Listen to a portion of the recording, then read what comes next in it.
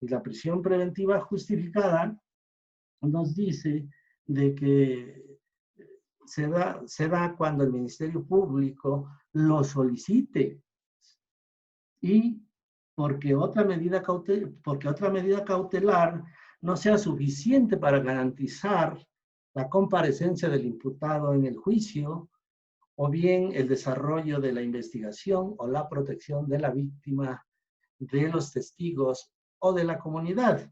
Y también porque exista otro delito previo, otro delito doloso previo, donde ya haya una sentencia o haya de alguna manera un proceso tramitándose por un delito doloso en contra de esa misma persona y por diverso delito. Entonces, se permite pues en el 19 ya va esclareciendo un poquito más en qué delitos podemos nosotros pedir la prisión, el Ministerio Público puede pedir la prisión preventiva justificada. Y bueno, y también se refiere en el segundo párrafo del 19 a los delitos de prisión preventiva oficiosa y señala un catálogo de delitos que vienen siendo pues delitos sumamente graves como es el abuso o violencia sexual contra menores, delincuencia organizada, homicidio doloso, feminicidio, violación, secuestro, trata de personas, robo de casa-habitación, así lo dice la Constitución, desafortunadamente, con una falta de sintaxis ahí, porque debe decir robo en casa, habitación o robo a casa, habitación, pero no robo de casa, habitación, porque pareciera que estamos hablando de que se están robando totalmente el inmueble. Y bueno, así como esos errores, tiene muchos errores la Constitución desde su reforma de junio del 2008 y tiene contradicciones porque incluso en el 20 hay una contradicción en relación a la prisión preventiva muy fuerte, porque la fracción novena habla que la prisión preventiva, su duración será de 2 años, cuando la fracción séptima, del mismo inciso B del artículo 20, señala que la duración del proceso será de 1 año. Y precisamente la prisión preventiva dura lo que dura el proceso, solamente se le aumenta el término de la detención. Entonces, hay esas incongruencias en la propia reforma constitucional que no se han corregido y que deben de corregirse, porque también chocan con lo que dice el Código Nacional de Procedimientos Penales. Esa lista que establece de delitos de prisión preventiva oficiosa también está en el Código Nacional de Procedimientos Penales, en el artículo 167, me parece, que es el artículo, y ahí señala todos esos delitos, pero incluye muchos más todavía. Desde luego la Constitución deja abierta la puerta para que la ley determine qué delitos se pueden incluir en ese listado del Código Nacional de Procedimientos Penales, pero lo acota a que sean delitos graves que terminen la ley en contra de la seguridad de la nación, el libre desarrollo de la personalidad y también que sean en contra de la salud. Si no son de esos delitos que señalan esas 3 hipótesis, pues el delito, si se pone como delito de prisión preventiva oficiosa en el Código Nacional, pues evidentemente va a ser inconstitucional. Y bueno, tenemos muchas otras inconsistencias. En el 16, por ejemplo, cuando se habla de orden de aprehensión, el Código Nacional de Procedimientos Penales aumenta un requisito para la orden de aprehensión, que es la necesidad de cautela. O en el caso de flagrancia, aumenta un caso de flagrancia, que es la flagrancia equiparada, lo que anteriormente llamábamos flagrancia equiparada. Es decir, cuando se sigue la investigación y de alguna manera es señalado por la víctima, por el acusado, por algún testigo, o es encontrado en flagrancia con los objetos robados. pero en ese tiempo, antes de la reforma, se estableció un término de 72 horas. Ahora ni término se establece.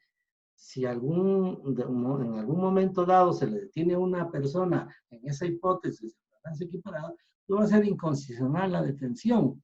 Por eso considero que debe de reformarse, pues, la Constitución Federal y el Código Nacional de Procedimientos Penales y ponerlo acorde, porque no es factible o no es lógico de que mediante una orden de aprehensión se le detenga a una persona por un delito con pena privativa de libertad, que puede ser menor, unas amenazas, un delito sumamente menor, y que el Ministerio Público no pida la prisión preventiva cuando al 18 se lo está ordenando. O muchas veces si lo pide, el juez la niega. Y es ahí donde se inconforma la víctima y la sociedad también no está conforme. O a la inversa, tenemos el caso de delito de delito de prisión preventiva oficiosa, en que el juez, si considera que hay otra medida cautelar que pudiera garantizar la comparecencia del imputado o la seguridad de la víctima, o bien el desarrollo de la investigación, y no hay delito doloso que perseguir con anterioridad, bueno, pues en ese caso, aunque sea delito de prisión preventiva oficiosa, el juez debe ocupar otra de las medidas cautelares que están en el artículo 155 y dejarlo en libertad, que enfrente su proceso, pues tomando en cuenta las circunstancias personales del imputado, su reputación, su honorabilidad, etcétera, o bien las personales del hecho, ¿no? Las circunstancias del hecho, para efecto de que el juez también haga lo contrario, de que tratándose de un delito de prisión preventiva oficiosa, pues no decrete la prisión preventiva y lo deje en libertad. O bien, si pide el Ministerio Público la prisión preventiva justificada, pues también lo pueda dejar en libertad porque no se reúnen los requisitos que señala el artículo 19 en su párrafo segundo, porque existen otras medidas que pueden garantizar la comparecencia del imputado en el proceso.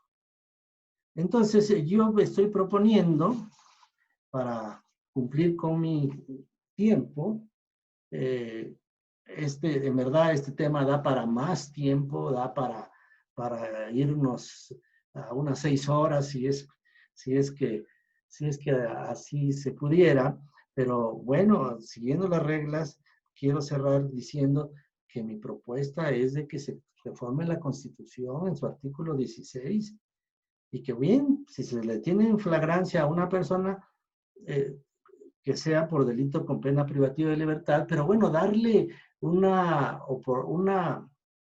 facultad al Ministerio Público para que si no es delito grave lo deje en libertad de inmediato, tan luego se lo ponga a cualquier persona a su disposición. ¿Por qué? Porque pues no amerita una privación de la libertad. Igual, tratándose de la orden de aprehensión, ¿por qué decretar una orden de aprehensión en los delitos que tengan pena privativa de libertad personal? Yo creo que debe de ser de delitos graves. Para dictar una orden de aprehensión, tienen que ser delitos graves.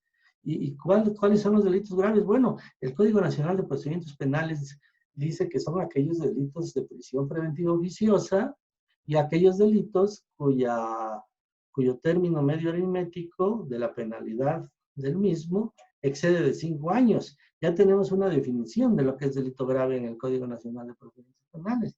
Bueno, y solo en esos casos que la Constitución estableciera que procede la orden de aprehensión y no como lo dice actualmente, de que en delitos de prisión preventiva, en delitos de que tengan pena privativa de libertad, que vuelvo a repetir, son la mayoría de los delitos que están en el Código Penal, y de los estados y el federal, y el militar incluso, ¿no?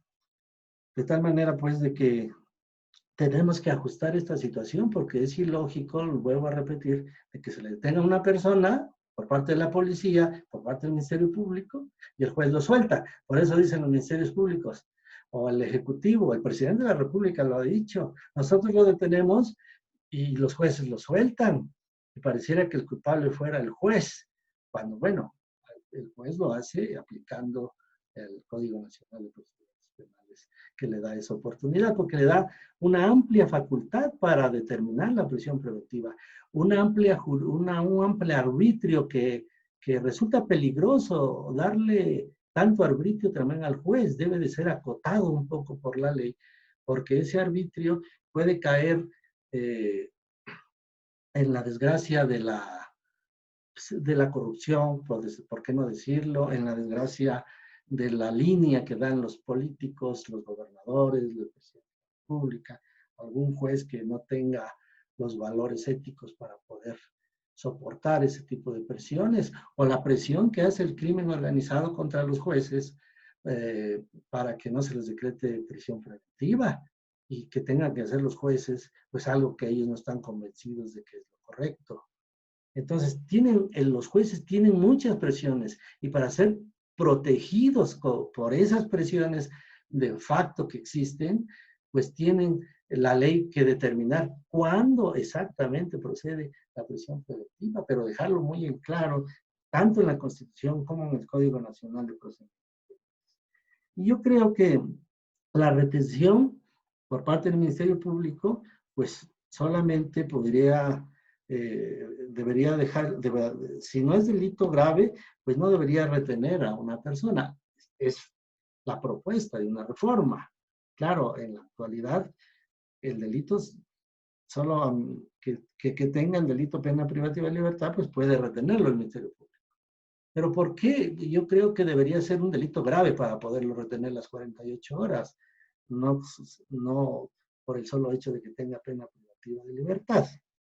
Ahora, en relación al 18, pues establecerlo claramente que solo por delito grave, así calificado por la ley, habrá logrado la prisión preventiva, y no como dice actualmente, que solo por delito que amerite pena privativa de libertad habrá lugar a prisión preventiva.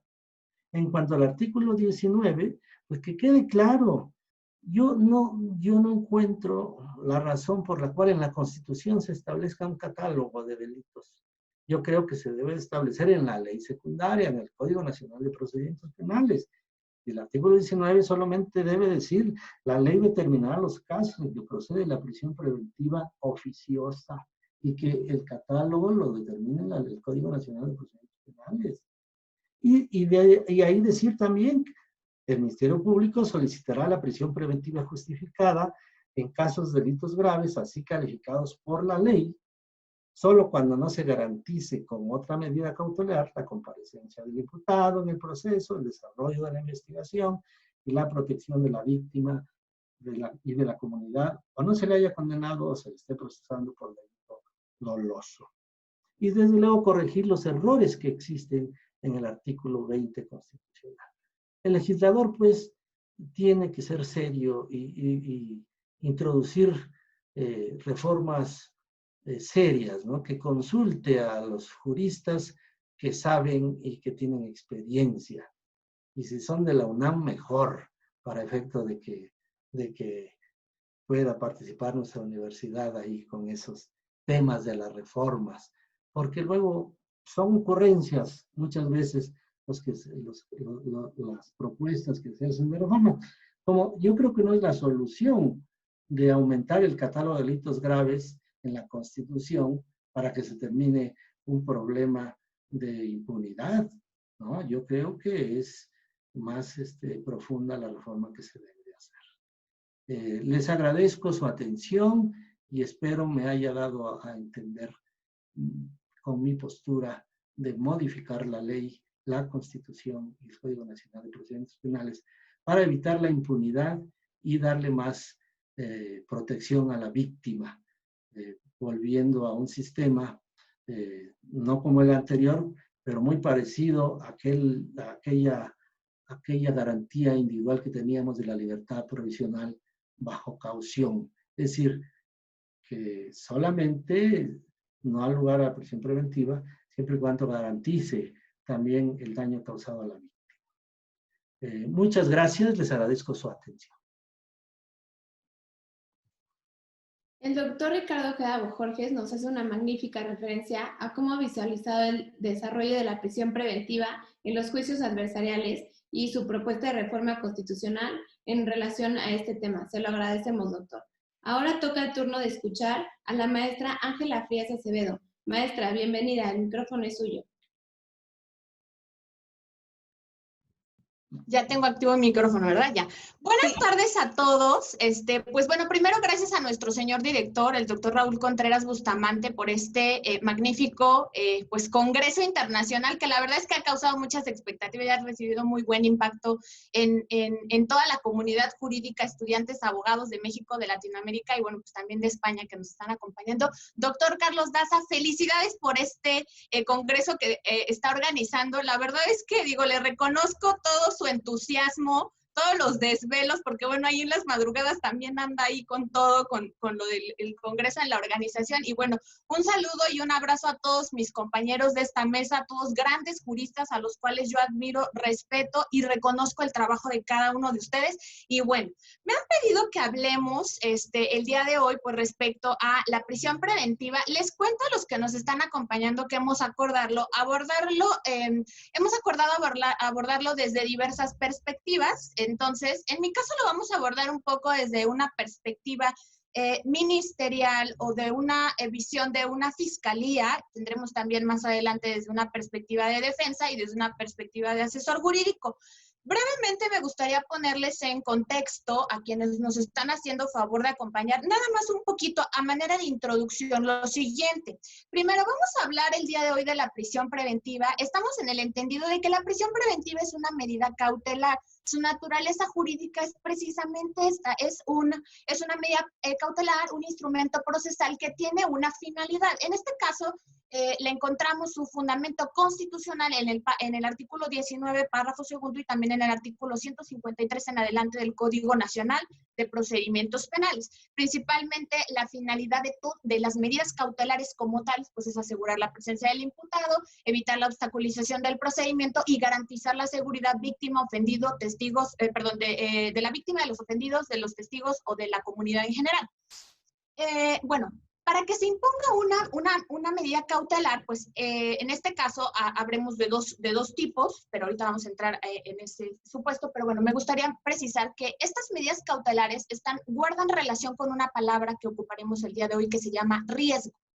En este caso será o un riesgo a la comunidad, a la víctima, al ofendido, o un riesgo al procedimiento como tal, que se vaya a obstaculizar este procedimiento, o bien un riesgo de fuga, que se nos vaya el imputado. Entonces, ante estos tres riesgos, es importante que se imponga una medida cautelar para minorar estos riesgos y garantizar el fin constitucional de un proceso penal, que lo encontramos en nuestro artículo 20, que es precisamente esclarecer el hecho, que el culpable no quede impune, que a la víctima se le repare el daño. Entonces, bueno, todos estos instrumentos procesales, estas medidas cautelares, su finalidad última, si lo vemos así como en un escalafón, pues su finalidad última es darle cumplimiento al fin constitucional del proceso. Ahora, me voy a enfocar en la medida cautelar de la prisión preventiva.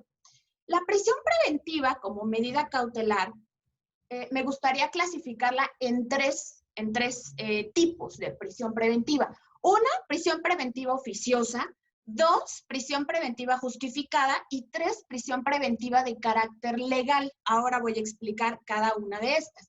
La prisión preventiva oficiosa, pues es la que el legislador establece, tenemos en el catálogo del artículo 19, y en el artículo 167 del Código Nacional tenemos ahí un listado de los delitos que por el solo hecho de que se le investiga a una persona por ese hecho con apariencia de delito, por ese tipo penal, en automático el juzgador lo que tendrá que hacer es ajustarse a lo que la legislación establece e imponer la medida cautelar. Esa es la oficiosa. Ahora, la justificada, el Ministerio Público lo que tiene que hacer es solicitar esta medida cautelar y justificarle al juez cuál es el riesgo que la persona representa, y en consecuencia el juzgador le impondrá la prisión preventiva en su carácter de justificada. Ojo aquí, estoy hablando de la palabra riesgo. La única parte procesal actualmente sujeto procesal y parte procesal facultada para solicitar la prisión preventiva es el Ministerio Público. Y precisamente derivado del riesgo que representa el imputado, entonces solicita al juez que se imponga esta medida cautelar y en consecuencia, pues el juez, una vez que se le ha acreditado, ahora vamos a ver precisamente de acuerdo a la justificación que da el Ministerio Público, el juzgador está en aptitud de determinar imponerle o no la medida cautelar al justiciable. Ahora, tenemos una tercera prisión preventiva para efectos de estudio, un poco didáctica. Es la prisión preventiva de carácter legal. Y voy a hacer aquí una diferencia entre la justificada y la legal y ahora les voy a explicar. La prisión preventiva en su carácter de legalidad la encontramos en el artículo 167 del Código Nacional de Procedimientos Penales en su primer párrafo, que se refiere a las características intrínsecas del imputado. El imputado se somete o se coloca en la hipótesis establecida por el legislador y en consecuencia el juzgador se ve en la necesidad de imponerla. No es oficiosa. Podremos entenderla así como oficiosa, pero me estoy refiriendo en particular a la hipótesis de cuando el imputado esté siendo procesado o haya sido sentenciado previamente por la comisión de un delito doloso. Esa es la prisión preventiva desde una concepción, bueno, pues que se plantea de tipo, pues, para estudio, para efectos didácticos.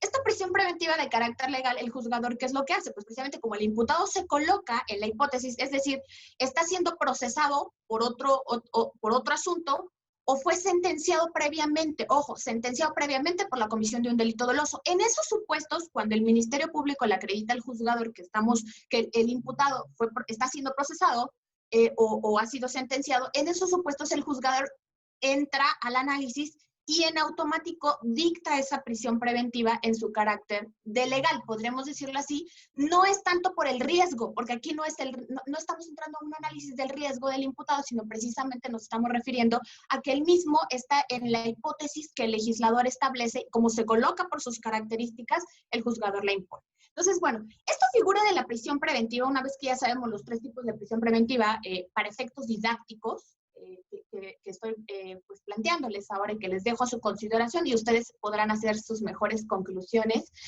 Bueno, pues esta figura ha sido muy polémica, primero porque evidentemente ya sabemos que estamos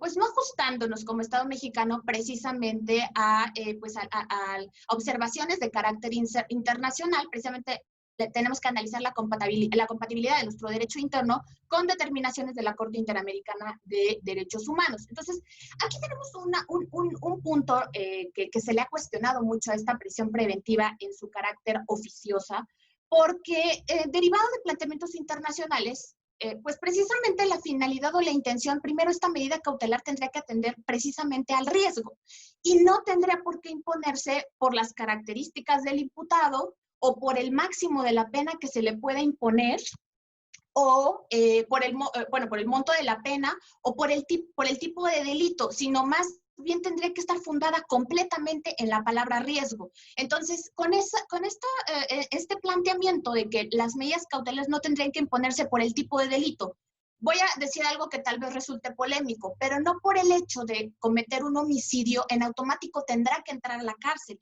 Porque no es, aquí la Corte Interamericana, digamos, los pronunciamientos son en el sentido de que sí se tienen que imponer medidas cautelares, efectivamente, no estamos en contra de una prisión preventiva. Sin embargo, tendrá que representar o tendrá que estar relacionada íntimamente con la palabra riesgo. No porque la persona, pues no sé, por el tipo de delito que se haya actualizado, que se le esté imputando, no que se le haya acreditado por el solo hecho de que se le esté imputando, sino precisamente por el riesgo que esta representa. Entonces, aquí ha resultado un poco polémica porque la tendencia que tenemos ahora de nuestro legislador es cada vez ampliar los supuestos a través de los cuales pues el juzgador tendrá que imponer pues esta medida cautelar en su carácter de oficiosa. Ahora, precisamente ya dándole un enfoque desde la Fiscalía, me gustaría, desde una perspectiva de lo que realizan las Fiscalías, vamos a platicar de lo siguiente. Ahora, ¿qué es lo que está pasando en la actualidad con el uso de esta prisión preventiva? Ocurren varias cuestiones. El planteamiento que voy a formular es desde un punto de vista académico. y obviamente hay estudios y varios, pues pronunciamientos que han existido en este tenor y preocupaciones también de asociaciones civiles y de grupos y de académicos que se han pues encargado del estudio del impacto del uso de esta medida cautelar. Voy a enfocarme ahora en el estado actual de las fiscalías. ¿Qué vemos que está pasando? Hay aquí una situación que ha resultado polémica porque derivado de la implementación de nuestro sistema, desafortunadamente las fiscalías en toda la República Mexicana, ¿qué está pasando? Están evaluando el nivel de productividad, sus productividades las están midiendo de acuerdo al número de personas que están siendo vinculadas a proceso y que se les han impuesto medida cautelar de prisión preventiva. Es decir, se piensa un poco que la efectividad de las investigaciones incide directamente en la medida cautelar, es decir, miden su productividad por el número de personas que son vinculadas a proceso y que se les ha impuesto una medida cautelar de prisión preventiva. Y aquí hay un error, porque el reflejo que nos da una prisión preventiva no significa que efectivamente vaya a ser una sentencia condenatoria. Lo que nos decía un poco la Corte Interamericana en su documento de la reducción del uso de la prisión preventiva es que el impacto de esto es que pues genera una falta porque estamos midiendo productividad por el número de personas que están entrando a la cárcel cuando eso en realidad no nos refleja nada, porque únicamente la prisión preventiva es una medida cautelar y está tendiendo a un riesgo o se entiende que hay un riesgo. Ahora, aquí hay un problema porque creo que esta medida cautelar y en general todas las medidas cautelares están teniendo una mala interpretación por parte de las personas que ejercen mandos o conducciones en las fiscalías de toda la ciudad, de todas las fiscalías que son autónomas, en su carácter de autónomos, pues en general en todo el país. Entonces, aquí creo que alguien está entendiendo mal esta finalidad porque tenemos que entender que únicamente son medidas cautelares. Y va a haber casos, fíjense, pensemos que derivado de una imputación, la persona solicita que se le resuelva su situación jurídica en el término de la duplicidad del término constitucional, 144 horas. En esos supuestos, si se le está, si el hecho por el cual se le formuló imputación, pensemos, es un homicidio doloso, pues en automático la persona se le va a imponer la medida cautelar, siendo esta la prisión preventiva oficiosa, y después vendremos en las 144 horas para ver si es vinculado o no. Y aquí, ¿qué está pasando? Decimos, audiencia inicial, prisión preventiva oficiosa. Pero, ¿qué pasa si en la vinculación, digamos, no la aguanta o no se acredita debidamente la existencia del hecho con apariencia de delito y la probabilidad de la intervención? ¿Y cuál es el efecto? No va a ser vinculado y, en consecuencia, la medida cautelar que se le impuso previamente va a quedar sin efectos. ¿Y dónde quedó la productividad? ¿Y dónde quedó la efectividad? Con eso nos estamos dando cuenta un poco que la prisión preventiva en estas, lo que nos refleja no es precisamente una productividad ni una efectividad en una investigación, porque únicamente atiende a un riesgo procesal. Ahora, otro punto que se ha destacado mucho respecto a la prisión preventiva es lo polémico que resulta porque también las oficiosas, la prisión preventiva en su carácter de oficioso, genera un impacto en las policías. Y aquí hay otro error de la práctica o de lo que ocurre todos los días, es que qué tan fácil o qué tan difícil es sembrar un cuchillo. Pensémoslo así, estamos en el entendido de que el cuchillo como un objeto potencialmente lesivo, pues ¿cuál es su consecuencia? Que es un hecho con apariencia de delitos y es como medio comisivo que se empleó medios dolosos, ¿no? Empleándose medios dolosos. Entonces, ¿qué va a pasar aquí? Pues vamos a considerarlo esta arma blanca por su potencialidad lesiva y en automático la persona pues será enviada a prisión con medida cautelar oficiosa de prisión preventiva oficiosa. Entonces, ¿qué es lo que está pasando aquí? Pues entonces las policías también están teniendo esta falsa productividad, porque entonces, ¿qué tan fácil es? No lo sé, pensemos que ingresas a un robo, realizas un robo, y la verdad es que un cuchillo impacta a que lo realice sin cuchillo. Entonces, aquí esto se está volviendo un poco, es decir, me refiero a la clasificación jurídica, porque entonces dejaríamos de ser un robo simple y se convierte en un robo calificado y agravado calificado, y entonces, ¿qué pasaría? Y en consecuencia, la medida cautelar a imponerle sería, pues, entonces una prisión preventiva oficiosa. Y aquí, otra vez, es una falsa productividad que también están teniendo las policías, porque lo que está fomentando este tipo de medidas cautelares es que incluso, además de una maquillación de cifras que está pasando, que los mismos policías, pues también, digo, no todos, obviamente son muy respetables, tenemos grandes policías en todas las instituciones, todas las corporaciones policíacas, y yo quiero a todos mis policías que también, luego también por ahí les damos clases. Pero bueno, ¿qué es lo que está pasando en general como país? Pues eso, el impacto que está teniendo, lo fácil que es decir, bueno, pues vamos a maquillar cifras también, y una falsa productividad. ¿Por qué? ¿Qué es lo que están diciendo? Estamos deteniendo a personas de alto impacto social, ¿verdad? Porque entonces estamos considerando ese tipo de hechos con apariencia de delito de alto impacto, y son situaciones que ocurren todos los días. Para muestra, redes sociales, que apenas salió un video también por ahí de Veracruz, que se ve, ¿verdad? Que le siembran por ahí un paquetito de algo, no sé. Y bueno, pues toda la gente empieza a especular, y afortunadamente quedó documentado a través de video esta situación, pero ¿cuántas situaciones del mismo tipo no ocurren todos los días en todo el país? Y bueno, pues obviamente es fácil, digo, pensemos ya de una manera malévola, pues es muy fácil sembrar cuchillos por todos lados. Entonces, aquí el impacto de esta prisión preventiva oficiosa, pues evidentemente que no tiene un impacto, digamos, positivo, porque no reduce la incidencia delictiva, y bueno, pues la ciudadanía pues no se siente segura. Al final vamos a ver un poco rápidamente estos números. Entonces, bueno, eso es lo que les quería comentar. Y bueno, también, ahora respecto a otro punto importante en esta prisión preventiva y las medidas cautelares. A ver, me gustaría dejar aquí en claro y dejar este planteamiento. ¿En qué sentido? Yo sé que en nuestra audiencia inicial, la fase del debate de medidas cautelares viene o bien después después de que es vinculado, o después de la formulación de imputación, cuando refiere que solicita que le resuelvan en el término, ¿no? Que pida alguna duplicidad. Pero quiero comentar algo que de repente se nos va un poco. No es obligatorio siempre pedir medidas cautelares. A pesar de que tenemos esa fase en audiencia inicial, hay ocasiones en las que el Ministerio Público bien puede decir al tribunal, pues efectivamente, esta fiscalía considera que hasta este momento, pues no se actualiza ningún riesgo, por lo tanto, solicitamos, pues no se imponga medida cautelar.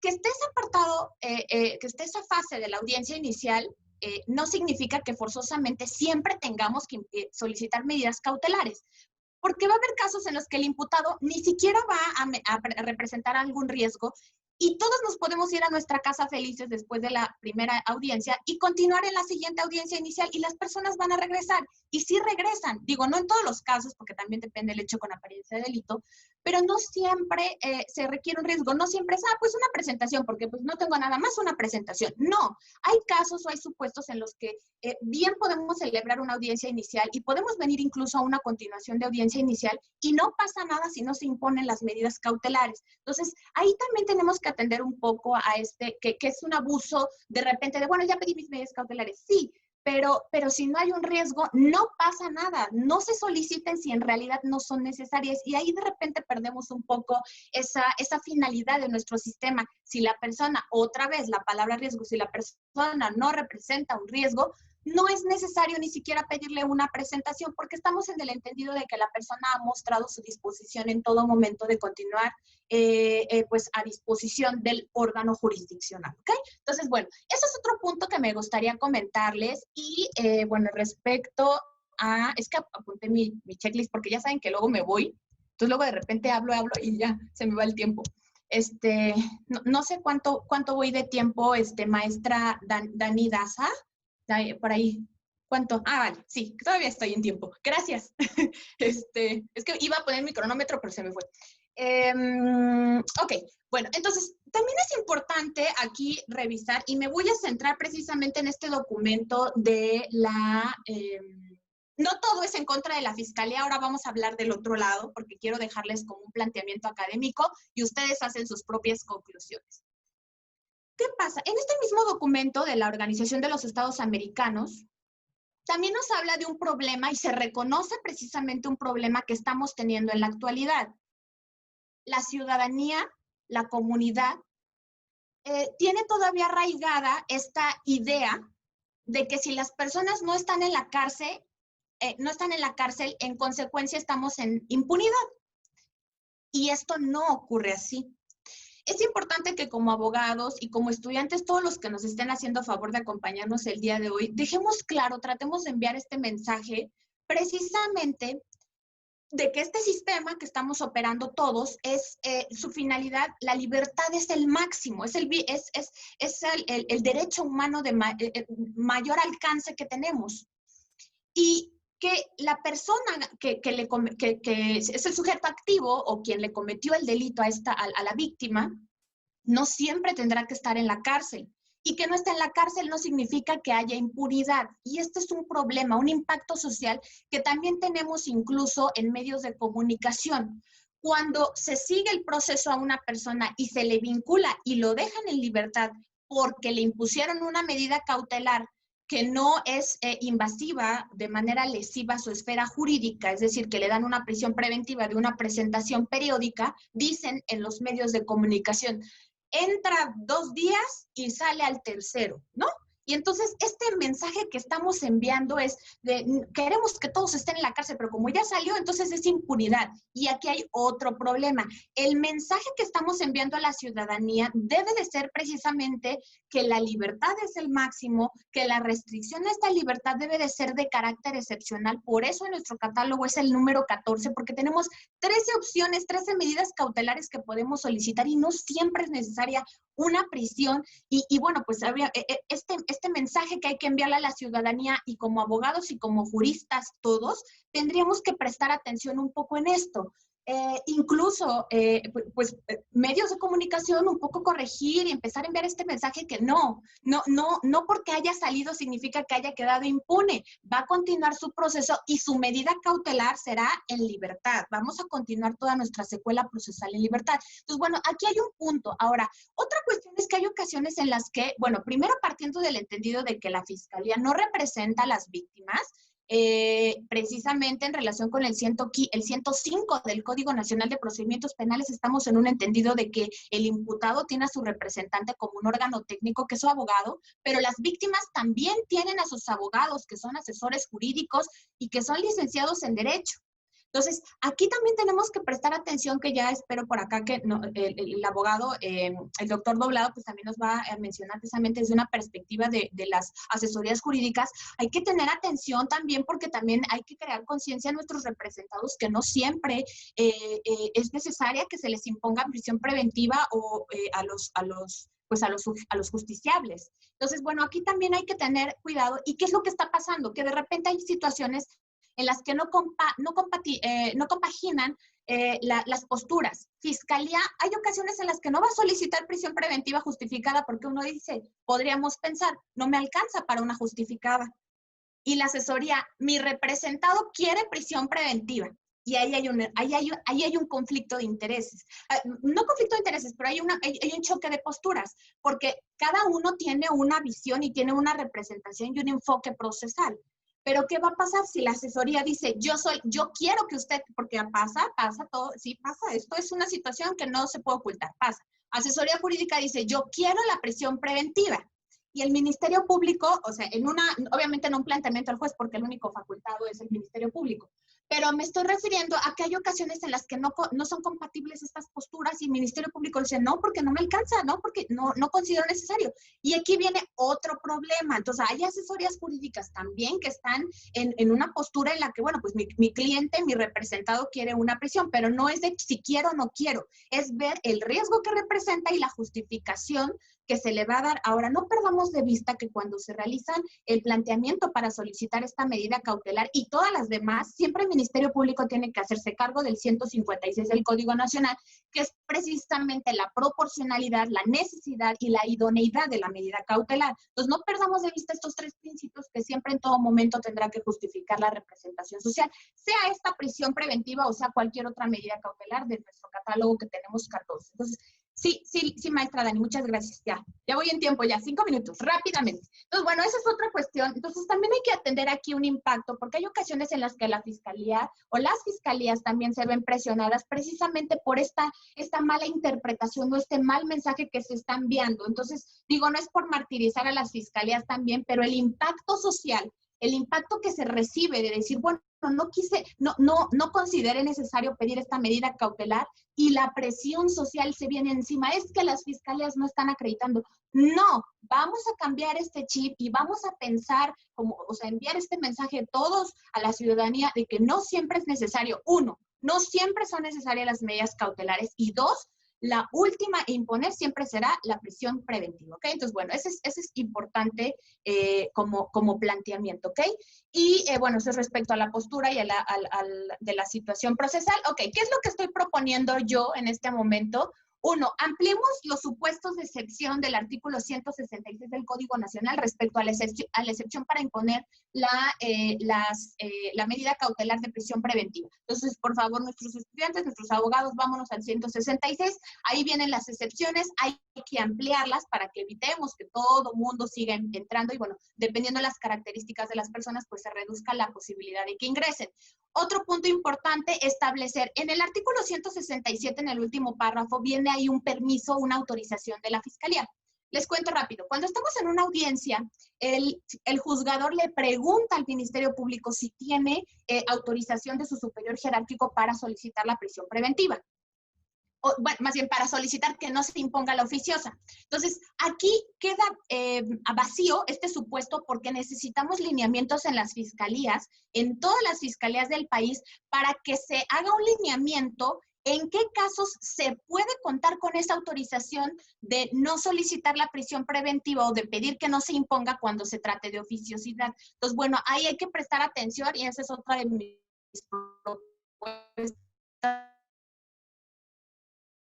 que tengo por ahí, darle un poco esto. Postura personal, sí estoy de acuerdo con la prisión preventiva, por supuesto que es una medida cautelar que va a ser necesaria, sí estoy de acuerdo que se impongan las medidas, pero no en su carácter de oficiosa, únicamente justificada y en atención a la palabra riesgo. Si está acreditado plenamente que el imputado amerita riesgo en su estrés para la comunidad, para el procedimiento, que se nos vaya a dar la fuga, entonces sí, pero no en su carácter de oficiosidad. Y bueno, pues ya no me da tiempo de darles por aquí unas cifras que pues por acá les traigo, que bueno, pues ya por ahí revisen. ¿Cuánto voy, maestra Dani? Me queda que como 50 segundos. ¿Sí? ¿Ya? Ok. Bueno, y pues brevemente nada más para que los que nos están acompañando ya no me dio tiempo de compartirles, pero bueno, pues hay por ahí nuestros queridos estudiantes, échenle una revisión, una leída a el Censo Nacional de Impartición de Justicia Federal, por favor, para que ustedes vean el impacto que tiene la prisión preventiva y que derivado de esta prisión preventiva estamos obligando hasta cierto punto a las personas, en este caso como defensas, tu estrategia rápida es pedir el abreviado. Y como asesor jurídico, pues obviamente es el impacto que sabes. Entonces, bueno, eso también es importante, se los dejo por ahí en el punto para que ustedes lo tomen en cuenta. El impacto que está generando esta prisión es precisamente forzar un poco que la Organización de los Estados Unidos, la OEA, está preocupada por el uso amplio del procedimiento abreviado, que sí es una salida alterna, sí se acelera y tiene muchos beneficios, pero el problema es que cuando los imputados dicen, no tengo nada más, me voy por un abreviado. Y entonces ahí renuncian un poco a sus posibilidades de pedir, de ofrecer más pruebas, porque, bueno, de realizar más actos de investigación, recabar más medios de prueba y todo para intermedia. Porque, ¿qué es lo que está pasando? Que dicen, bueno, pues la verdad es que no me alcanza, no tengo nada más, y se ven obligados a optar por una salida alterna, un mecanismo de determinación anticipada como el procedimiento abreviado. Entonces, bueno, todos esos planteamientos, chéquenlos, por favor, ahí los que nos están acompañando, Censo Nacional de Impartición de Justicia Federal, el 2020 del INEGI, y también los que puedan por ahí, échenle una revisión al trabajo que publicó apenas la Asociación México Evalúa. Su informe se llama Hallazgos 2018, es el seguimiento y la evaluación para el sistema de justicia penal acusatoria, ¿ok? Entonces, bueno, con esto me despido, le agradezco mucho a todos, gracias a todos mis compañeros de esta mesa. Yo sé que el tiempo es muy corto y no alcanza, ¿verdad? Pero bueno, pues ahí hay unos planteamientos. Mi postura se las dejo, ustedes realicen sus mejores conclusiones. Me dio un gusto estar esta tardecita con ustedes. Gracias. Muchas gracias, maestra, por tan clara exposición sobre la prisión preventiva desde el punto de vista de la Fiscalía. Ya se habló desde el punto de vista de los juzgadores y la Fiscalía. Ahora toca el turno desde el ámbito de la defensa. Para esto le doy el uso de la palabra al siguiente ponente, al maestro Rodrigo Martínez Garcilaso. Adelante, maestro, bienvenido, lo escuchamos. Hola, ¿qué tal? Muchas gracias, maestra Daniela. Antes que nada, quiero reiterar los agradecimientos, en primer lugar, a nuestro director, el doctor Raúl Contreras Bustamante, por el apoyo brindado al Colegio de Profesores de Derecho Penal para que se pueda llevar a cabo este magno evento, pero sobre todo también mi agradecimiento y mi felicitación al doctor Carlos Daza Gómez y a todo su equipo por la excelente organización de este magno evento, como lo denominó el doctor García Ramírez, esta fiesta jurídica. Muchas gracias, doctor Daza, por la invitación. Estoy honrado de estar con grandes juristas, con grandes maestros de nuestra máxima casa de estudios. Yo voy a hablarles, como bien lo comentó la maestra Daniela, de las medidas cautelares desde el punto de vista de la defensa. ¿Sí? La contraparte de la maestra Frías, que hemos estado en algunas audiencias juntos, les voy a hablar desde el punto de vista de la defensa. Primero me gustaría hablarles sobre, darles una definición de qué son las medidas cautelares. Las medidas cautelares podemos definirlas muy rápidamente como son restricciones o limitaciones temporales de derechos impuestas al imputado, ¿ok? ¿Cuáles estas restricciones de derechos que tienen los imputados o que pudieran tener los imputados? Porque como también ya lo comentó muy acertadamente la maestra Ángela, no es necesario que se impongan medidas cautelares. Las medidas cautelares no son, ahorita lo voy a explicar un poquito más a fondo, pero no son parte del proceso, son accesorias al proceso, ¿sí? Es decir, puede que se den las medidas cautelares o puede que no se den las medidas cautelares. ¿Cómo se va a decidir esto? Bueno, a continuación les voy a explicar algunas características o las características que tienen las medidas cautelares. En primer lugar, las medidas cautelares son jurisdiccionales. ¿Qué quiere decir esto? Que las medidas cautelares deben ser impuestas por el órgano jurisdiccional, es decir, por un juez. En este caso, por un juez de control deben ser impuestas las medidas cautelares. El juez de control debe verificar dos principios fundamentales para poder imponer esas medidas cautelares. Primero debe de poner especial atención en el fomus bonus iuris. ¿Qué es el fomus bonus iuris? El fomus bonus iuris no es otra cosa más que la apariencia del buen derecho, ¿sí? El juzgador debe verificar si la petición de la fiscalía es idónea, ¿sí? Y es proporcional para poder imponer esta medida cautelar. ¿A qué me refiero con esto? Vamos a poner un par de ejemplos. En algún caso que tuve de violencia familiar, sujeto A agrede a su pareja y en la audiencia inicial, al momento de que se hace el debate de medidas cautelares, la fiscalía solicita que en este caso era un policía, era un servidor público el imputado. La fiscalía solicitó que se le separara de su cargo al policía como medida cautelar. Evidentemente, yo como defensa, entre otras medidas cautelares, yo me opuse a esta medida cautelar. ¿Por qué? Porque no era idónea, porque no tiene relación con los hechos. El policía, el imputado, no cometió el delito al momento de estar en sus funciones. Entonces, no tenía razón de ser, no era idónea esta medida cautelar. No tenía apariencia de buen derecho esta medida cautelar, por lo tanto, el juzgador únicamente autorizó la medida cautelar de la separación del domicilio conyugal, la cual sí es idónea. ¿A qué nos referimos con la idoneidad? A que las medidas cautelares deben tener relación, ¿sí?, con los hechos. Las medidas cautelares se pueden imponer únicamente en tres supuestos.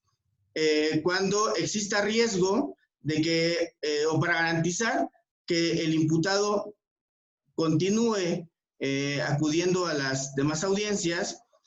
El segundo supuesto es cuando exista riesgo fundado de la víctima o de algún testigo, de que se le pueda hacer daño a la víctima, al ofendido o a algún testigo. Y el tercer supuesto es para garantizar que no se obstaculice la investigación. ¿Ok? Entonces, el juzgador debe tomar como base estos tres parámetros para poder imponer una medida cautelar. Si no se violenta o si no incurrimos en alguna de estas causales, es posible que no se imponga alguna medida cautelar, ¿ok?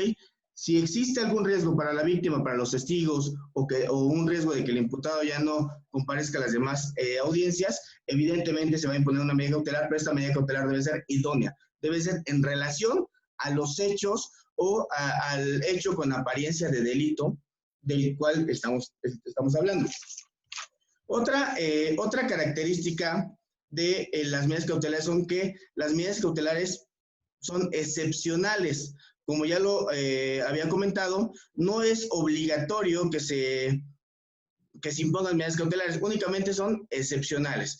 En este caso particular, vamos a hablar de la prisión preventiva un poquito. La prisión preventiva, hay prisión preventiva oficiosa y prisión preventiva justificada, ¿ok? En el caso de cuando existe el debate de medidas cautelares y el delito amerita prisión preventiva oficiosa, pues ahí no hay mucho que debatir, ¿sí? Porque el delito ya por su naturaleza, ya amerita prisión preventiva oficiosa, como lo establece el artículo 19 constitucional. Si el delito es de prisión preventiva justificada o puede, dependiendo de los datos de prueba que obren en la carpeta de investigación o que se oferten en la duplicidad de término constitucional, le alcanza al Ministerio Público para pedir una prisión preventiva justificada. Aquí la defensa evidentemente sí puede debatir esta medida cautelar, ¿ok? El Código Nacional es muy claro y establece que se puede imponer una o varias medidas cautelares. Cuando se impone prisión preventiva, evidentemente ya no se podría imponer alguna otra medida cautelar. Pero si se impone una medida cautelar menor a la prisión preventiva, puede ser una o varias medidas cautelares que se pueden imponer y así podemos garantizar lo establecido en el artículo 153 del Código Nacional. Otra característica de las medidas cautelares es que debe ser a petición de parte, ¿sí? Las medidas cautelares deben de ser a petición de parte. ¿Quién las debe solicitar? Las debe solicitar el agente del Ministerio Público, ¿ok? El juez de oficio no puede imponer alguna medida cautelar, debe ser el agente del Ministerio Público, la Fiscalía, la que solicite la medida cautelar. Evidentemente, la medida cautelar que solicite debe ser idónea y debe ser proporcional al caso en concreto en el que estemos hablando. Otra característica es que las medidas cautelares son accesorias son accesorios e instrumentos del proceso. Como ya también lo referí, las medidas cautelares no son parte del proceso, únicamente son accesorias a este proceso. Otro principio que, hablando ya de la imposición de las medidas cautelares por parte del órgano jurisdiccional, voy a retomar un poquito los principios que debe de tomar en cuenta el juzgador, como es el famoso bonus juris, que ya les comenté, que es que el juzgador verifique si la medida cautelar o la solicitud de medida cautelar de la Fiscalía es idónea y es proporcional al hecho concreto del cual estamos hablando. También existe el peculio in mora, que esto quiere decir que es la necesidad de cautela. Esto es muy importante. ¿A qué nos referimos con la necesidad de cautela? La necesidad de cautela es aquella necesidad que tiene el órgano jurisdiccional de imponerle alguna de las medidas que están en el artículo 155, que son 14 medidas cautelares, imponerle una o más de estas medidas para garantizar la presencia del imputado en el proceso, para garantizar que no se violente ni a la víctima, ni al ofendido, ni a testigos, y que, por supuesto, no se obstaculice la investigación. Estos dos principios son fundamentales que se han tomado en cuenta por parte del órgano jurisdiccional al momento de resolver sobre la medida cautelar. Cuando un juzgador impone alguna medida cautelar a excepción de la oficiosa por obvias razones, la defensa puede, posterior a la audiencia inicial, puede solicitar una audiencia de revisión de medida cautelar. En esta audiencia de revisión de medida cautelar, la defensa puede aportar datos o, en su caso, medios de prueba para hacerle ver al juzgador que la medida cautelar que impuso, ¿sí?, no es la idónea ni es proporcional al caso en concreto. Y en su caso, el juez de control puede modificar, ojo, la puede modificar para bien o la puede modificar para mal, ¿ok? Entonces, esta audiencia de revisión de medida cautelar se puede solicitar por parte de la defensa, o en su caso también, se puede solicitar por la defensa, o también el asesor jurídico o el Ministerio Público puede solicitarla si no están también de acuerdo con la medida cautelar, pero normalmente la solicita la defensa para el caso de que se modifique esta medida cautelar y podamos llegar a una medida cautelar idónea y proporcional. A mí me gusta diferenciar las medidas cautelares en dos, o dividirlas, mejor dicho. Hay medidas cautelares de prisión preventiva oficiosas y las medidas cautelares por necesidad de cautela, ¿ok? Las medidas cautelares oficiosas son las que se encuentran, sobre los delitos que se encuentran establecidos en el artículo 19 constitucional, y que ahí pues no hay mucho que hacer en este caso por parte de la defensa, porque pues por su naturaleza es prisión preventiva oficiosa y no hay forma de que se modifique esa medida cautelar. Y las medidas cautelares por necesidad de cautela son aquellas necesidades que debemos de verificar el peculio in mora, ¿sí? Donde debemos de verificar el peculio in mora, se debe de analizar este principio para verificar qué cautela requiere o si requiere alguna cautela el imputado. ¿Ok? ¿En qué momento se solicitan estas medidas cautelares? Es un punto importante.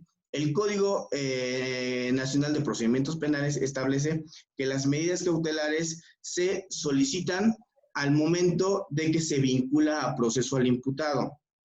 ¿Ok? Situémonos en la audiencia inicial. Si es con detenido, ya pasamos el control de detención, vamos a la formulación de imputación.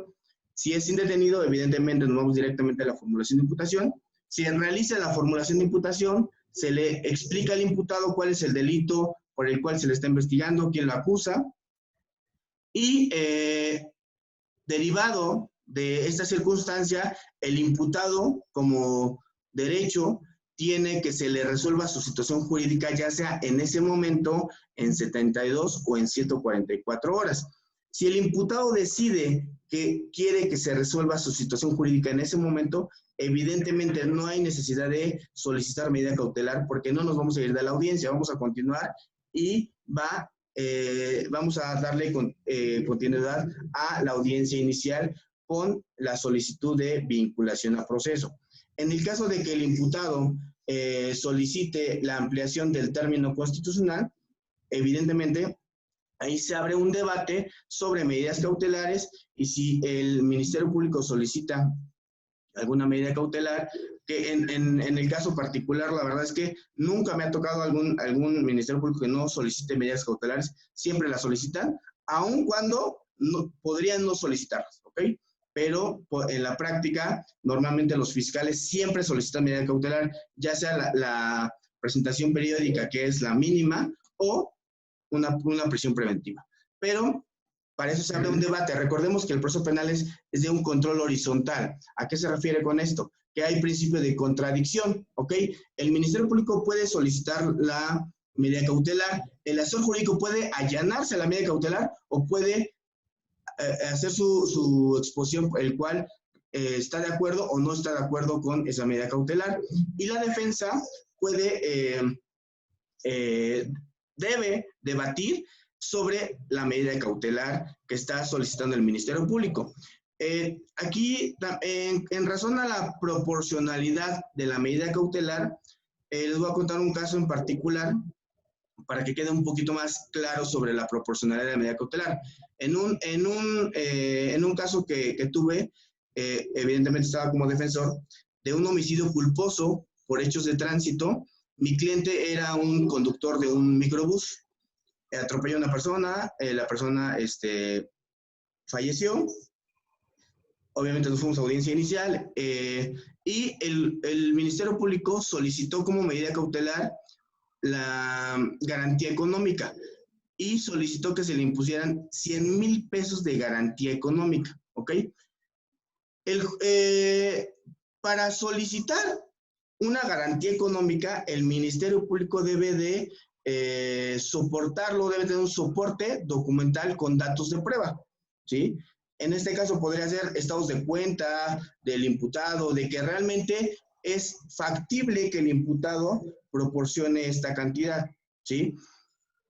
Evidentemente nosotros ya íbamos preparados con datos de prueba y se ofertaron datos de prueba referentes a que el imputado pues, no tenía cuentas bancarias y no tenía la posibilidad, por lo que ganaba conduciendo un microbús, no tenía la posibilidad de pagar esta cantidad. Entonces, el juez de control determinó que no era proporcional esta medida cautelar y le impuso una medida cautelar distinta, ¿sí? En este caso fue la presentación periódica, pero aquí podemos ver en este ejemplo que es muy, muy importante el debate de medidas cautelares por parte de la defensa, porque a veces cuando estoy por parte de, como asesor jurídico, me han tocado defensas que realmente no debaten la medida cautelar y aceptan todas las medidas cautelares que le impongan a su cliente, lo cual es, a mi punto de vista, me parece completamente incorrecto.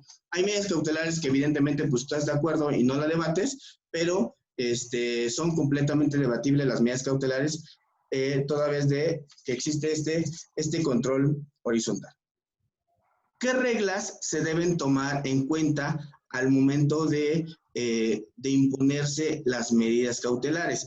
Bueno, primero se debe tomar en cuenta la regla de la mínima intervención, ¿sí? ¿Esto qué es? A que se debe de imponer la medida cautelar la que sea menos lesiva para el imputado, ¿okay? La que le cause menos daño al imputado. Se debe tomar en cuenta la evaluación de riesgo. Este es un punto muy importante, la evaluación de riesgo. ¿Qué es la evaluación de riesgo?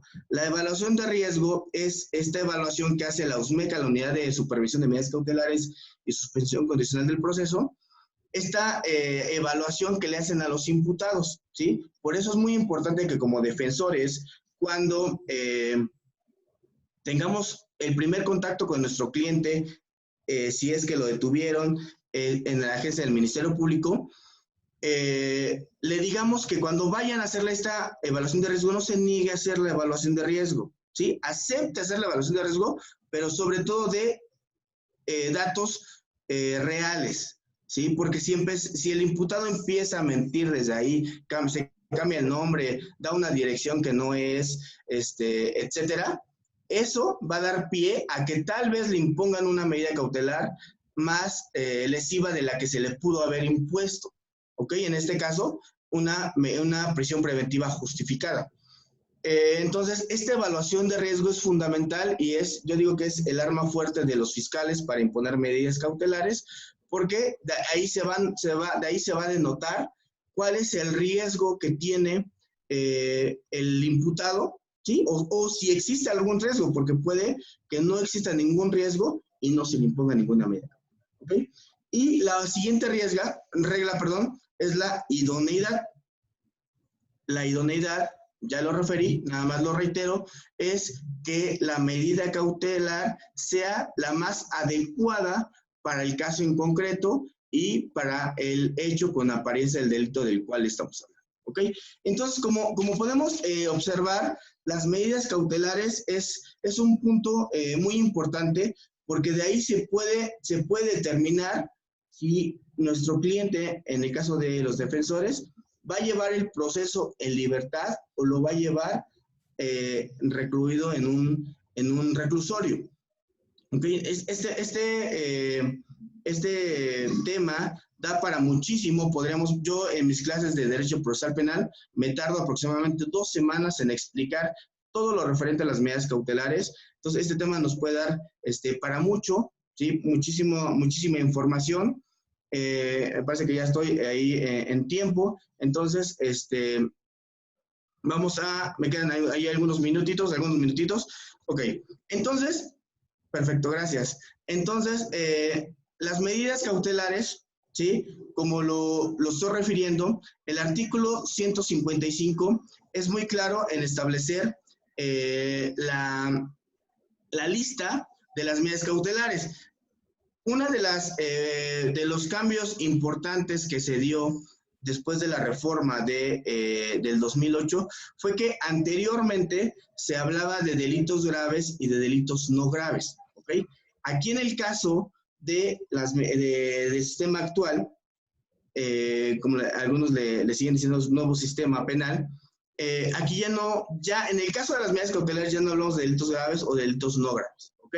Ya hablamos únicamente de delitos de prisión preventiva o delitos que ameritan medidas cautelares por la necesidad de cautela de la cual estemos hablando. El Código Nacional sí habla sobre delitos graves, pero estos delitos, esta acotación que hace el Código Nacional sobre los delitos graves no tiene nada que ver con las medidas cautelares. Entonces, al momento de que el juez de control verifique las características y las reglas de las cuales les he estado hablando, vamos a tener como resultado si el imputado va a llevar su proceso ya sea con firma periódica, que es la medida cautelar menos lesiva, o una prisión preventiva justificada. Se puede hablar de prisión preventiva oficiosa y justificada, como se puede abrir un debate muy amplio sobre la prisión preventiva oficiosa, que si se violentan derechos humanos, que si no se violentan derechos humanos. En mi punto de vista, yo considero que no debería de existir la prisión preventiva oficiosa. ¿Por qué? Porque, como bien lo comentó la maestra Ángela, las medidas cautelares no se imponen o no se deberían de imponer en razón de la naturaleza del delito, sino en razón de la naturaleza del riesgo del imputado, ¿ok? Hay delitos, puede haber un delito de prisión preventiva oficiosa en donde el imputado realmente no sea de peligro para la sociedad, no sea de peligro para la víctima, no sea de peligro para testigos y esté garantizada su presencia en las siguientes audiencias, o se puede garantizar de otra forma. Y hay delitos que no son de prisión preventiva oficiosa y que realmente el imputado sí es un riesgo evidente, sobre todo para la víctima cuando se trata de delitos de lesiones o delitos de violencia familiar, sobre todo.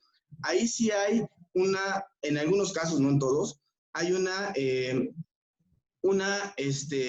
necesidad de que el imputado sí lleve el proceso dentro recluido, ¿ok? Entonces, en mi punto de vista, yo no estoy de acuerdo con que exista la prisión preventiva oficiosa. Se debería tomar en cuenta únicamente la prisión preventiva justificada y de ahí, derivado del análisis de riesgo que se haga y de los datos de prueba aportados por la Fiscalía, de ahí determinar si se le impone la medida cautelar de prisión preventiva al imputado. Entonces, como les comento, es un análisis muy amplio que puede llevarnos horas y puede llevarnos a mucha controversia, porque también con pláticas muchos dicen, pues es que cómo vas a, cómo no va a existir la prisión preventiva oficiosa en estos delitos. El catálogo antes me parece que empezamos con 7 delitos, ahora ya son más de 20 los delitos de prisión preventiva oficiosa y cada vez seguramente va a ir incrementando algo que bueno, eso es importante como planteamiento, ¿ok? Algo grave. Bueno, eso es respecto a la postura y a la... Esto no va a bajar la calidad, ¿sí? No los va a bajar, ¿sí? Hablando de una política criminal, no me parece una medida que nos ayude a bajar la delincuencia. Evidentemente o se pueden proponer otras medidas, por el tiempo pues ya no daría tiempo de llegar a estas conclusiones de propuestas, pero bueno, ese es mi planteamiento referente a la prisión preventiva oficiosa, justificada y referente a las medidas cautelares. Agradezco muchísimo la invitación, reitero, maestro Carlos Daza, muchas felicidades por esta organización, este evento sin precedentes. Gracias a los juristas que me acompañaron, soy honrado de participar con ustedes. Muchas gracias. Muchas gracias, maestro. Coincido con todos los que nos siguen en Facebook por tan magníficas exposiciones, tan claras. Y por último, le doy el uso del micrófono al licenciado Gonzalo Eduardo Doblado Fernández, quien es especialista en Derecho Empresarial. Adelante, licenciado, bienvenido. Buenas tardes a todos los participantes que nos ven por Facebook Live, Hispanoamérica, Estados Unidos y Europa. Participantes de este magno evento del Congreso Internacional Virtual de Derecho Penal. Es para mí un honor tener esta fortuna de participar y haber contado con el apoyo de nuestro doctor Carlos Daza y esta oportunidad para dar un agradecimiento y reconocimiento, ¿sí? Principalmente al doctor Raúl Contreras Bustamante por todo el apoyo que ha dado al colegio para la celebración de esta fiesta, como bien lo señalaban nuestros compañeros, y pues bueno, reconocer definitivamente al doctor Daza por toda este ejercicio, este esfuerzo a él y a su equipo, ¿no? Bueno, pues continuando con el abordaje de este tema que es de importancia y que reviste una necesidad de observación, ¿sí?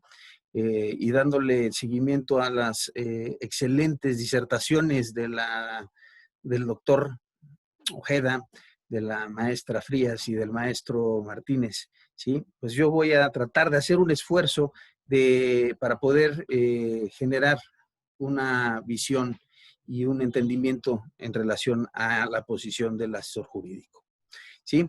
Bueno, para dar, sin más preámbulo, inicio a esta participación, pues vamos a tratar de fijar el tema con la base legal, ¿sí? De la figura del asesor jurídico. Como bien podemos revisar en nuestro artículo 3 del Código Nacional de Procedimientos Penales, ¿sí? Se señala la figura del asesor jurídico, los asesores jurídicos de las víctimas, ¿sí?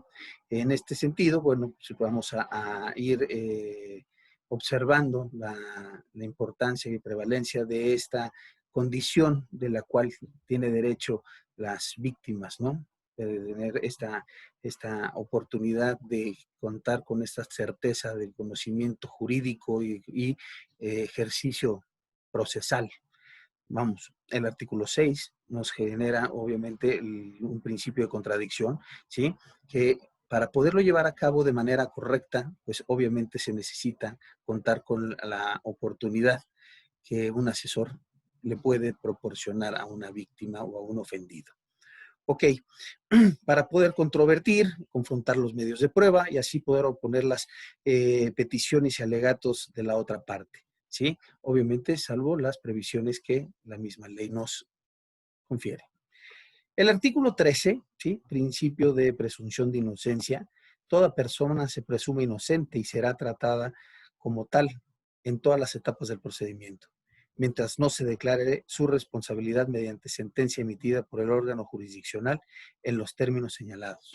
Esto es muy importante porque este principio está consagrado y lo vemos, pues bueno, muy alineado a las políticas como ya se han venido describiendo, señalando y comentando en este magno evento, en este congreso, ¿sí? Pues el respeto irrestricto a los derechos humanos es menester contemplar su observación. Y obviamente este principio de presunción de inocencia es una de las garantías de nuestro sistema actual. Entonces, para poder tener este ejercicio, ¿sí? Realmente de una presunción de inocencia, pues bueno, se ha venido modificando y reformando las disposiciones, nuestras disposiciones normativas, ¿no? El artículo 17 bien nos señala que el derecho a una defensa de asesoría jurídica adecuada e inmediata, ¿no? En su párrafo 3, las víctimas u ofendidos tendrán derecho a contar con un asesor jurídico gratuito en cualquier etapa del procedimiento, en los términos de la legislación aplicable, ¿sí? El artículo 19, el derecho al respeto a la libertad personal. Todas las personas tienen derecho a que se respete su libertad personal, La prisión preventiva aquí vamos a encontrar nuestras primeras aproximaciones o nuestros primeros abordajes, ¿sí? De observación importante, ¿sí? Porque nos señalan en su parte última que la prisión preventiva será de carácter excepcional. Su aplicación se regirá en los términos provistos por este código. Es muy importante, ¿sí? Que fijar, ¿sí? De manera congruente las posiciones, tanto de como de todas las partes, ¿sí? En este tratamiento, ya que obviamente, como se ha venido señalando y como se ha venido observando y se ha venido exponiendo, hay pues una tendencia, yo diría, o una oportunidad, ¿sí? De que el tema del daño, de la sensación que genera, del ánimo que genera la afectación de un delito, ¿sí? En el ofendido o en la víctima, ¿sí? Ese daño genera muchas veces la falta de claridad en este carácter de excepcionalidad o de entendimiento al carácter de excepcionalidad de la prisión preventiva. Por lo que, pues en este caso, ¿sí? Hemos visto y se ve muy recurrentemente, tanto por parte del Ministerio Público como por parte del asesor jurídico, la propuesta, ¿sí? O como bien lo comentó el maestro Martínez, cuando estas partes se allanan, ¿sí? En esta petición del Ministerio Público, ¿sí? Y hacen una solicitud de una prisión preventiva. O se manifiesta la voluntad de tanto del ofendido, de la víctima, como del mismo asesor. ¿Para qué? Para que se allanen a la petición del Ministerio Público para poder solicitar esa medida cautelar, ¿sí? Que realmente no tendría en ese tratamiento de ponderancia o de principal medida, ¿sí? O de principal decisión, se pierde ese carácter de excepcionalidad, ¿no? Bueno, aquí entonces vamos una vez que tenemos la posición fijada para el asesor jurídico, que también nos señala el 105, ¿sí? Que sujetos del procedimiento penal son sujetos del procedimiento penal los siguientes, en su inciso número 2, el asesor jurídico. El mismo ordenamiento en su parte final nos señala con claridad de parte, ¿sí? Los sujetos del procedimiento que tendrán la calidad de parte en los procedimientos previstos de este código son el imputado y su defensor, el Ministerio Público, la víctima, el ofendido y su asesor jurídico. Entonces, en este momento, pues ya podemos tener claramente que nuestro Código Nacional de Procedimientos le otorga, ¿sí? Le otorga al asesor jurídico una calidad de parte, ¿sí? Y obviamente esa calidad de parte, pues no nada más es el reconocimiento, sino que también aquí hay una situación que es de suma importancia y en el ejercicio y la práctica de este asesoramiento, ¿sí? Para todos los abogados, ¿sí? Todos los abogados postulantes que tienen esta necesidad y esta obligación, como se refiere o como también se puede revestir en el mismo artículo 107, estamos hablando de la probidad, ¿sí? Entonces, bueno, los sujetos del procedimiento que intervengan en la calidad de parte deberán conducirse con probidad, evitando los planteamientos dilatorios de carácter formal, cualquier abuso en el ejercicio de sus facultades o derechos que este código le concede. El órgano jurisdiccional procurará en todo momento que se respete la regularidad del procedimiento y el ejercicio de las facultades en derechos en términos de la ley y de la buena fe. Aquí es una situación, digo, para todos aquellos que nos están viendo y siguiendo por estos medios electrónicos, por Facebook Live, que tienen que no tienen una formación jurídica, pues bueno, aquí es muy importante también para que podamos entender que la obligatoriedad, o pues vamos, la necesidad que reviste el podernos conducir con cierta probidad, con cierto ejercicio regulado, ¿sí? Es de suma importancia. ¿Por qué? Porque nos va a dar la oportunidad de poder generar este respeto a los principios, como por ejemplo el tener el conocimiento y la aceptación desde el inicio, ¿sí? De que obviamente se encuentra con esta asesoría, el poder entender este carácter de excepcionalidad, ¿no? Y obviamente poder ir avanzando y en este sentido de conocimiento, el poder generar las certidumbres necesarias para hacer los trabajos y llevar a cabo los trabajos de manera conjunta, para que obviamente estas medidas cautelares, ¿sí?, sean obviamente impuestas conforme a lo que refiere nuestros ordenamientos, ¿sí? El artículo 109 nos refiere los derechos de la víctima o del ofendido en los procedimientos previstos en este código. La víctima o el ofendido tendrán los siguientes derechos, ¿no? Nos señala el numeral séptimo, a contar con un asesor jurídico, ¿sí? Aquí lo podemos tener, obviamente, y lo tienen, es una garantía que deben de tener la víctima o el ofendido, ¿sí? Intervenir, ¿sí?, en todo el procedimiento por sí o a través de su asesor jurídico conforme a lo dispuesto por este código. Esta oportunidad que tiene, pues obviamente genera certidumbre para la víctima o el ofendido, ¿sí? Y a solicitar medidas de protección, providencias precautorias y medidas cautelares. En este numeral, pues empezamos a delimitar, obviamente, ¿sí?, la posibilidad de este ejercicio conjunto, de esta posibilidad que atiende a la víctima o al ofendido para poder generar las certidumbres del proceso que obviamente sean requeridas. El artículo 110, la designación del asesor jurídico en cualquier etapa del procedimiento. Las víctimas u ofendidos podrán designar a un asesor jurídico, el cual podrá y deberá ser licenciado en Derecho o abogado titulado.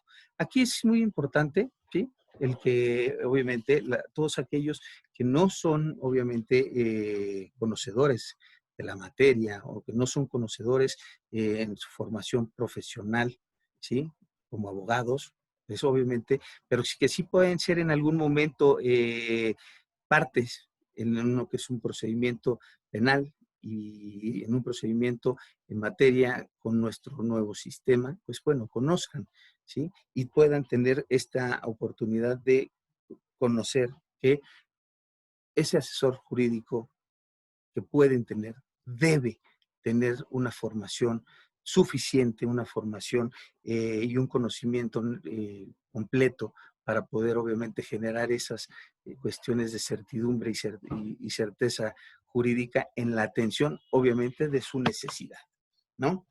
La intervención del asesor jurídico será para orientar, asesorar, intervenir legalmente en el procedimiento penal en representación de la víctima o del ofendido, ¿sí? Aquí no únicamente es una cuestión sino de un asesoramiento, sino también tiene y reviste una proactividad, ¿sí? Y esa proactividad debe de ser muy, muy enfocada, muy consciente, muy, de alguna u otra, en algún otro sentido tiene que ser muy alineada, ¿sí?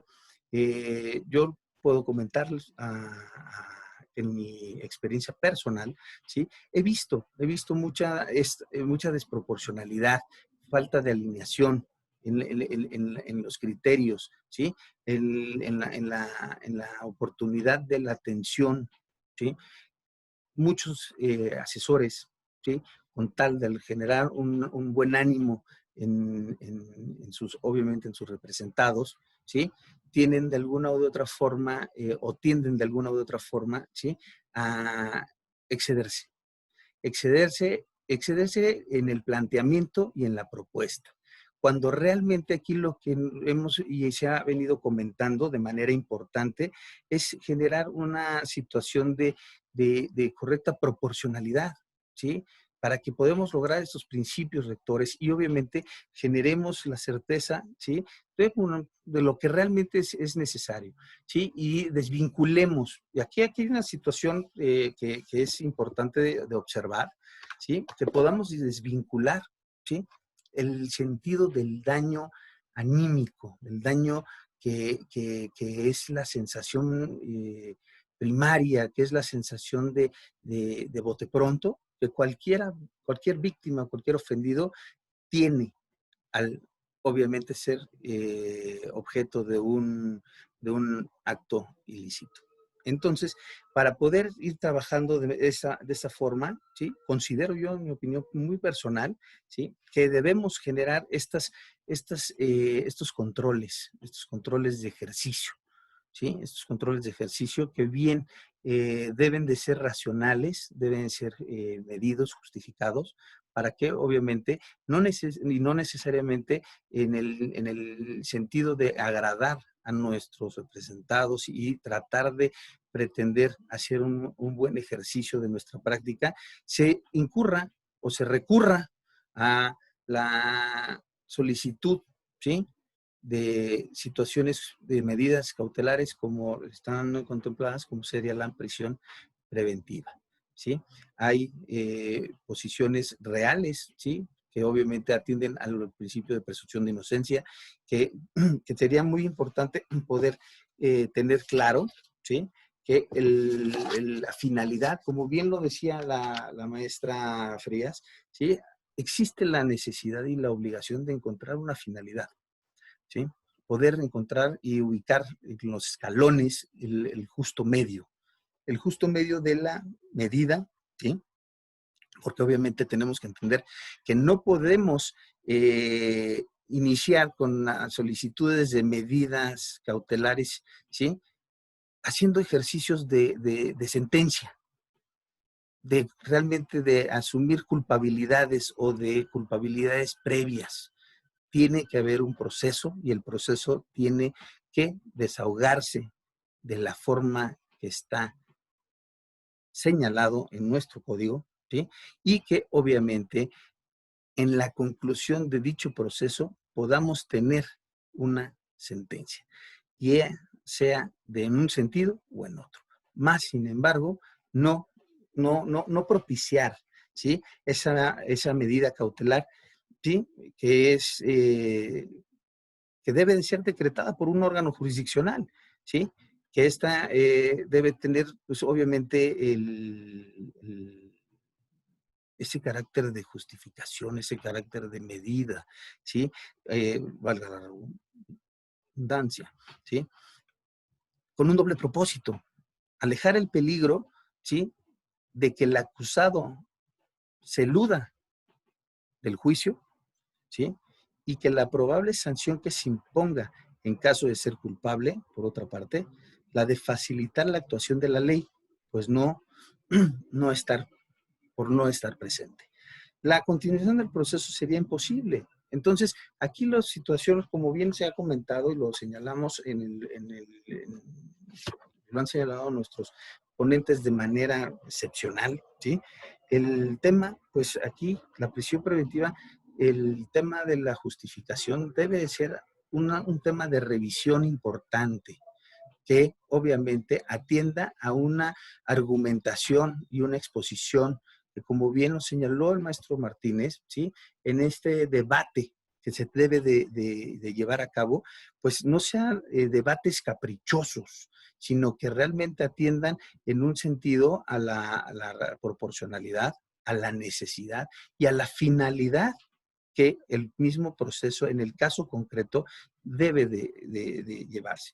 Nosotros en el tema, bueno, les comparto, nosotros en el tema empresarial, cuando tenemos y la representación, ¿sí? Y la asesoría jurídica para nuestros clientes en el sentido cuando son personas morales, ¿sí? Podríamos entenderla una desvinculación. ¿Por qué? Porque pues, a la persona moral no le duele, ¿no? No tiene piel, no es sensible, ¿no? Sin embargo, aquí hay una realidad que comparto con ustedes. Los directivos, los representantes, obviamente la gente que conduce los hilos de estas entidades, ¿sí? Estos entes económicos, ¿sí? Muchas veces son más sensibles que si el daño o la situación en cuestión hubiese sido para ellos mismos. Entonces, aquí también nos hemos encontrado y vemos muy recurrentemente que el CEO, el director general, el presidente del Consejo de Administración o el administrador único, ¿sí?, en una persona moral, pues obviamente va con las intenciones desproporcionadas, ¿no? Se desvincula de la parte humana, ¿sí?, y solicita que la medida cautelar, más allá de cumplir un objetivo como ese es realmente el que se contempla o el que realmente conocemos todos los abogados, ¿sí? Pues ellos van, ¿por qué? Porque quieren generar una doble pena, ¿no? O una pena, una penalidad, una pena, una sanción desde el inicio, ¿no? Soliciten la prisión, vamos a meterlo a la cárcel, ¿sí? Cuestiones tan sencillas como el poder entender si es realmente la medida o la justa cautela que debe de ser observada, pues bueno, en este caso no tenemos esa oportunidad y obviamente se va por la cuestión anímica y pondera más la cuestión anímica. Aquí es muy importante, ¿sí?, poder retomar este tema y generar estas sensibilidades para que obviamente las situaciones podamos en el ejercicio, porque yo creo que aquí coincido de manera importante con la mesa, con todos los ponentes, con la maestra Frías, con el maestro Martínez, con el doctor Ojeda, ¿sí?, en las cuestiones y de la necesidad que existe de generar una reforma, ¿sí? Aquí una cuestión de suma importancia es el poder tener clara la necesidad de esta reforma necesaria, que necesitamos alinear estos ejercicios previos, ¿sí? Obviamente tenemos cuestiones importantes de análisis, cuestiones que nos deben de generar una certeza para poder mejorar, ¿sí? Porque también no podemos estar buscando situaciones de culpabilidad. Necesitamos obviamente de allegarnos de herramientas, ¿sí? De herramientas que sean suficientes para poder llevar ejercicios y prácticas, obviamente, que tiendan a una cuestión finalista de un resultado positivo para quién, para las víctimas, los ofendidos y obviamente que al imputado, obviamente, no se genere una situación de desproporcionalidad o de descontrol. Porque claramente, ¿sí? Y esto es una realidad, la prisión, ¿sí?, ya sea oficiosa o sea justificada, genera un daño importante en la persona, en su esfera económica, en su esfera familiar, en su esfera personal, ¿sí? Y esta situación, si no atendemos a un mecanismo de aplicación desde la solicitud, ¿sí?, pues obviamente vamos a ver, y como hay muchos casos, ¿sí?, digo, que este daño es objeto, ¿no? El imputado o muchos imputados se ven objeto del mismo, ¿no? Y pues desgraciadamente al momento de que pues, se da cuenta o se concluye con el proceso y que no existe esa responsabilidad, bueno, esta prisión preventiva, ¿sí?, se genera en un daño que es irreparable. Entonces, habría que generar esta sensibilidad. Yo sí soy yo soy proclive en la recomendación que debemos generar 2 ejercicios alternos, ¿sí? Solicitar, propiciar, fomentar este ejercicio de reforma medida, de reforma acompañada. Hemos visto que estas administraciones y otras, ¿sí?, no tienen conocimiento, no tienen la capacidad para poder hacer propuestas realmente en un sentido positivo. Entonces, ¿qué deben de hacer? Pues bueno, allegarse de esta oportunidad, de este conocimiento, ¿sí?, de estos foros, de esta gente que bien, digo, como lo han señalado, pues creo yo que aquí en nuestra facultad existe el capital necesario y suficiente para poder acompañar en esta labor de reforma, ¿no? Y adicionalmente nosotros desde la academia, nosotros desde las aulas, desde esa trinchera, pues poder también generar una situación de ánimo, de ejercicio profesional distinto, de un ejercicio profesional que sea un ejercicio medido, ¿sí? Y que obviamente sea garantista. y que obviamente nos alineemos a situaciones de presunción de inocencia, de estos principios importantísimos, y obviamente no propiciemos el ejercicio de solicitudes de medidas excepcionales, desproporcionadas, ¿no? Entonces, bueno, veo que ya andamos un poquito ya con el tiempo, ¿verdad, maestra Daniela? Todavía tenemos unos minutitos. Entonces, bueno, es muy importante. Hay uno de los puntos que también me gustaría, nosotros como en la parte de la asesoría también tendríamos que tener una visión, pues, reitero, medida, y poder identificar en esta oportunidad 14 medidas cautelares, como ya bien lo señalaron mis compañeros de mesa y otros ponentes en este magno congreso, sí poder identificar esta oportunidad de proponer, ¿sí?, la solicitud de implementación de estas medidas de forma medida y justificada, ¿sí? El tema importante es también el generar certezas de reparación de daño. ¿Sí? Yo aquí retomo el comentario en el que la empresa, obviamente, la empresa realmente el punto no es o lo importante no es generar un daño a la persona, ¿sí? Sino más bien tiene un sentido importante en la reparación del daño, en la restitución, ¿sí? De lo robado, en los casos de robo, ¿sí? Más allá es la reparación del daño, la restitución de esto, y a lo mejor el poder realmente generar desde un punto de vista social, ¿sí?, la imposibilidad de que se vuelva a ser objeto alguien, ya sea un físico, ya sea una persona moral, de un ejercicio delictivo como el que se trata de evitar. Precisamente por ello, entonces aquí tendríamos que bien realmente retomar este punto de la proporcionalidad, ¿sí? Porque aquí si existe uno de los riesgos, ¿sí?, es garantizar el riesgo para la víctima, el ofendido, los testigos, o bien hay que ponerlos en el mismo punto, la comunidad, ¿sí? Ese es uno de los puntos importantes que debemos de sensibilizarnos, ¿sí? Tanto en la práctica como en la academia, como en el momento en que nos dé la oportunidad, incluso en las pláticas casuales, ¿sí? En las cuales pues muchos de nosotros como abogados pues participamos en la culturización de temas jurídicos a la gente que no tiene necesidad o que no tiene una situación, solamente es por cuestión de hambre de conocimiento, ¿no? O poder comentar la plática de una sobremesa. Esto es importante, ¿sí? Vamos a generar esta oportunidad. Me sumo de manera de propuesta en propiciar condiciones para una reforma, porque sí debemos de tener una situación y una reforma que se debe observar.